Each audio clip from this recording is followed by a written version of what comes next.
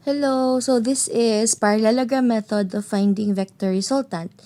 So we are going to use cosine and sine law to find the magnitude and the direction or the angle of the resultant against the x-axis. And we usually use this method if there are two vectors. So in this example, we have vector A with 250 newtons and 30 degrees against the y-axis, and vector B, 375 newtons, 45 degrees against the y-axis. Okay, from the name itself, parallelogram method, the first step is to draw a parallelogram. So what we do is just reflect vector A against the head of vector B. So, sort of like this. So, hindi na siya to scale ha. And then, si vector B will reflect that against the head of vector A. There you go. As you can see, it looks like a parallelogram. And then, where is the resultant? Do not forget the resultant is from the origin pakadto sa intersection of the two mirrored or reflected vectors. So this is our resultant. Now, from here, we need to use one triangle. In my case, I think I will use the upper triangle because I just like the fact that si x-axis ari na de. So, do na tunga na bilang angle. But yeah, you can also use the lower triangle. But in this example, let's use the upper triangle. Let me just copy this first. Copy. Paste. Okay. Siguro, sorry. Yeah. I'll get rid of some of the lines that we do not need anymore so that we can focus on just the triangle, like this. Okay, so from here, at least si A, as is lang ang angle niya, di ba? As is lang 30 degrees. For vector B, we know that this is just the mirror of vector B, so you can write B equals 375 newtons. And then the angle for this guy is, diba, this guy is the same guy, diba? And then if I draw a vertical line over here, this vertical line is equivalent to 45 degrees. Wow. Next, if this is 30 degrees and there's a vertical line over here, we have similar internal angles. Is that what it's called? So, if this is 30 degrees, this is also 30 degrees. Okay, so as is lang danay ha. Let's start with the cosine law. Let's find the magnitude of R.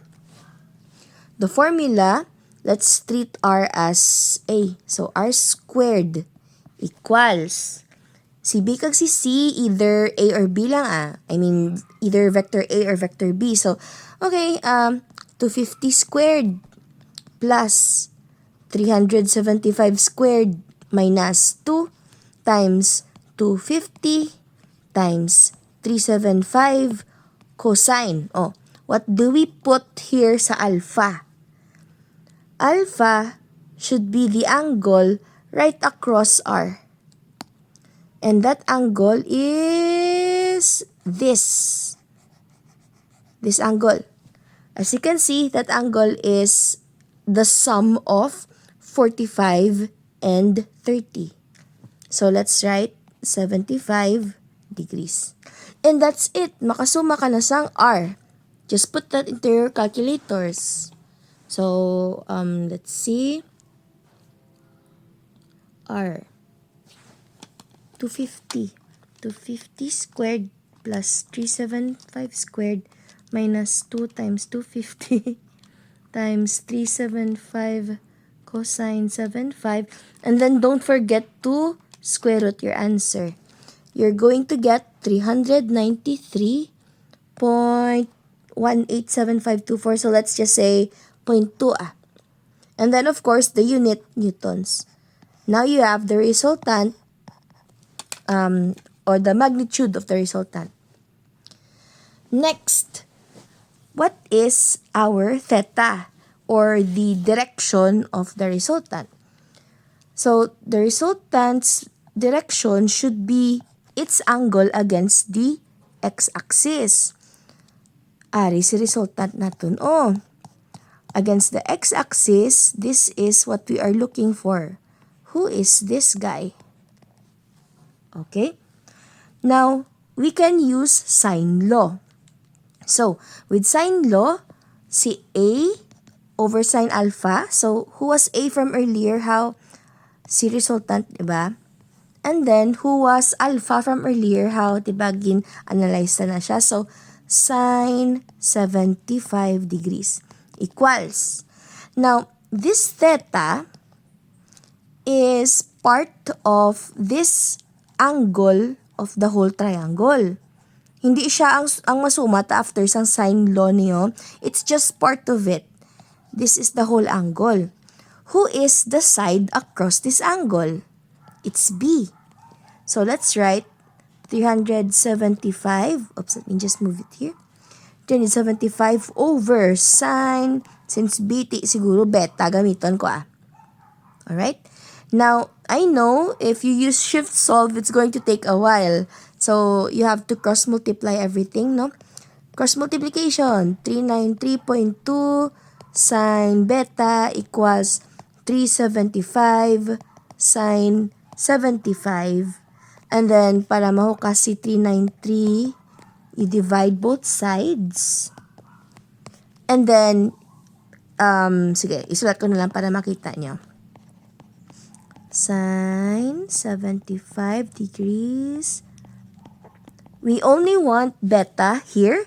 So, sine should be transposed.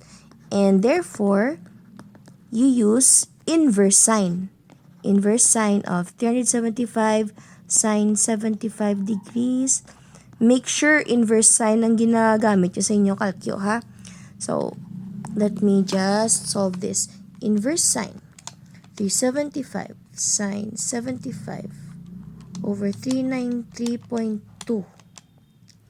I got 67.10.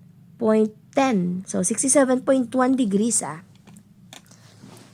Like mentioned earlier, this is not the answer we're looking for. It's just, it's the whole angle over here. Part lang ang ginapangita. Now, how much should we subtract from 67.1? So, from earlier, this was 30 degrees, diba? 30 degrees ni siya. If I continue to drop this vertical line downward, we are going to form a right angle, 90 degrees. So, over here is supposed to be 60 degrees. Kaya diba, triangle, diba? 180. Buhinan sang right angle nga 90. Buhinan sang known nga 30 degrees. What's left? 60 degrees. Diba? 9, 60 degrees. So, what were we using earlier? Theta. Your theta is actually 67.1, the whole angle on that triangle, minus 60 degrees. Ang gin-analyze ta earlier, this guy. So, what's left is going to be around 7.1 degrees. This is the direction of our resultant. Alright? So, this is the direction of our resultant. However, you may note that since based sa drawing natin, it's actually moving, clockwise.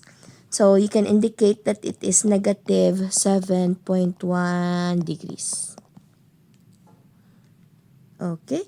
And this is how you solve for the resultant and the magnitude and the direction of the resultant using parallelogram method.